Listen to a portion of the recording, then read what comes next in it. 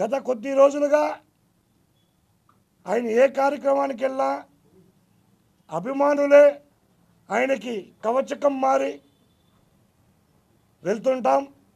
ఈ మధ్యలో అధికారం వచ్చినప్పటి నుంచి కూడా కొన్ని కార్యక్రమాలకి, గవర్నమెంట్ అఫీషియల్ కార్యక్రమాలకి, ఆయన గవర్నమెంట్ అఫీషియల్ కార్యక్రమం ఎటువంటి ఇబ్బంది కలగకూడదు, అభిమానులు కానీ, జన సైనికులు కానీ, నాయకులు కానీ వాళ్ళకి అడ్డుపడద్దని చెప్పని కూడా చాలా వరకు ఆయన రావద్దని చెప్పడం జరుగుతుంది.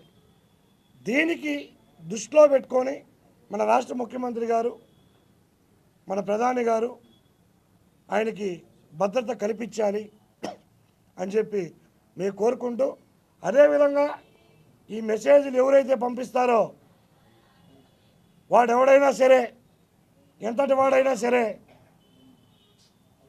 నువ్వు పవన్ కళ్యాణ్ గారి దగ్గరికి వెళ్ళాలంటే భారతదేశంలో ఉన్న కోట్లాది మంది అభిమానులని దాటుకొని వెళ్ళాలి. ఇది ఒక్కటి గుర్తుపెట్టుకో. పవన్ కళ్యాణ్ గారు అంటే సాదాసీదా మనిషి కాదు, ఆయన ఒక శక్తి. ఆ శక్తి గురించి ఈరోజు భారతదేశానికి అర్థమవుతోంది. మీరు ఎంతటి వాళ్ళైనా సరే పవన్ కళ్యాణ్ గారికి కవచకం మారి మేమందరం ఉన్నాం. మేమందరం ఉన్నప్పటికీ రాష్ట్ర ప్రభుత్వాన్ని, కేంద్ర ప్రభుత్వాన్ని ఎందుకు ఈరోజు మేము భద్రత కల్పించమంటున్నామంటే కేవలం కొన్ని గవర్నమెంట్ కార్యక్రమాలకి, ఆ కార్యక్రమాల్లో ఇబ్బంది కలగకూడదని మొన్న కడపలో జరిగినటువంటి స్కూల్ పిల్లల ఫంక్షన్లో కూడా ఆయన ఎయిర్పోర్ట్లోనే క్లారిటీగా కూడా చెప్పడం జరిగింది.